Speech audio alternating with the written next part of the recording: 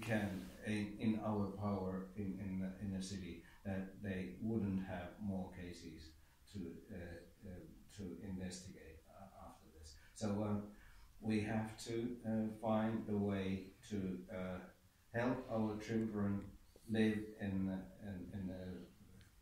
have a safe childhood, and that means also that we have to find the ways that they know what kind of threats there are in the internet and in all these communication devices they nowadays have. The parents, they must be alert, they must be more aware of where their children go in the internet world. And of course the communication they have there, it's very difficult to see where and with whom they communicate, but we have to be more specific with the instructions how the parents can take the responsibility for their children.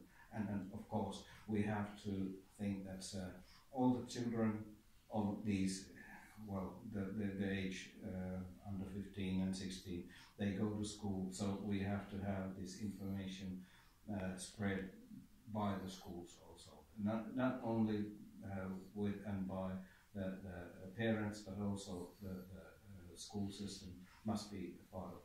I think the frustration though is that when these crimes first came out in Oulu, the police spent quite a long time before they would talk about these cases, and I know it was a father of one of the girls who was assaulted that eventually helped to trap one of the guys that was assaulting his child, and the police seem to not want to speak about it. That's what people are saying out and about. The police tried not to talk about it, and now that it has reached the media, the police are trying to issue warnings to children to say, be careful, you know, if someone tries to pick you up at a bus stop, you know that you shouldn't be getting into those cars. And I sense there's just sort of a lack of emergency, a lack of sense of needing to do something quickly to operate fast in response and take real action. It's okay to talk about parental responsibility, school responsibility, but where are the immediate actions to stop girls being targeted by men of an Afghani, Iraqi or Syrian background? What are you doing that's action-oriented? To be exact, I have not heard about the incidents that would have happened the way you just described. I don't think that we are discussing actually about the phenomenon that these men or boys, they are attacking girls or women on the streets. No. I didn't say attacking them on the streets. They are trying to get them to their cars, bus stops. I've got hundreds of emails that show that. Well, I haven't heard of any, even one case like that. Not one. Not here. Right. If there would be, I wouldn't be surprised that you could find one. But no, I'm not finding one. I've found many. I haven't heard anything like that. Have you heard about the cases in Helsinki? And I just wanted to say that, now everybody is afraid, yes, and we are scared what happens in our streets. Children but actually, police, their reports tell that the street violence and these assaults or anything like that, we don't see them more than we have had during the last years. So the situation where it comes to the street safety has not. No, I'm definitely not talking about street safety. No, I'm not talking about street safety. The case is that these people I'm not talking about street crimes who are now being investigated. For rape of young girls. It's not street crime.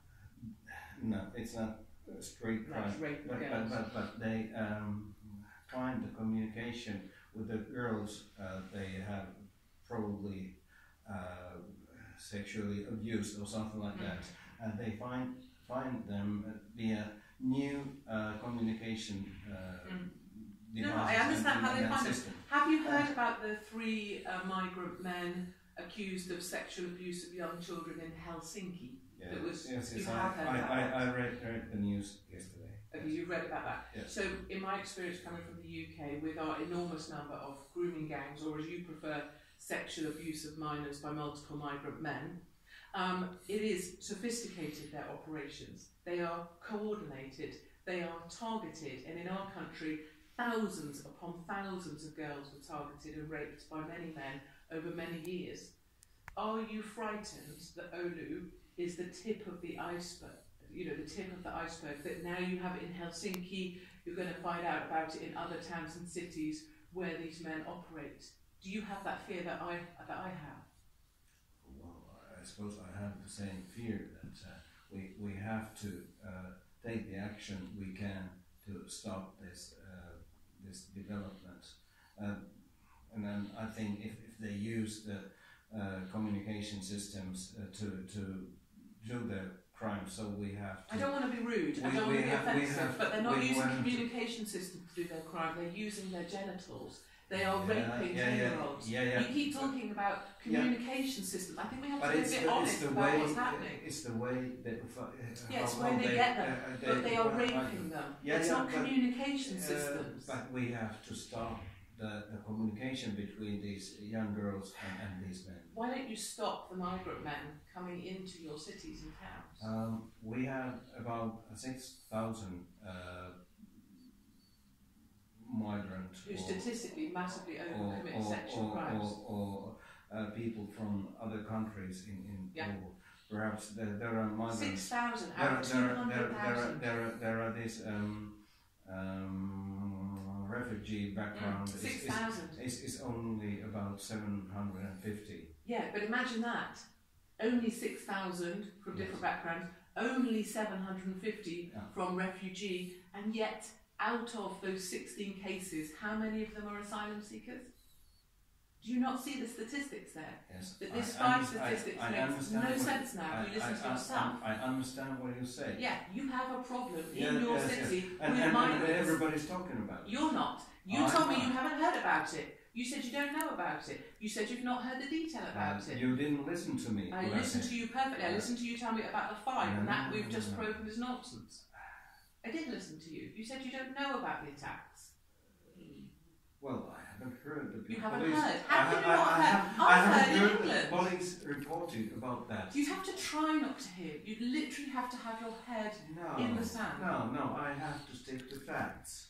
The facts are, young girls are being raped in your city. Perhaps, yes. No, not perhaps. Well, the police investigation is perhaps. going. So perhaps is enough. It's going on. Fine. We don't know actually what has happened. Fine. But we know that probably there have been sexual crimes. Yes. Yes. That's what's being investigated. And probably the numbers will continue to rise. Yes. And probably your city could be at the centre, if the UK example proves itself to be true, of a rape epidemic in this country by migrant men of in my experience, predominantly majority Pakistani Muslim background. That's my experience, and that's why I'm here in Finland.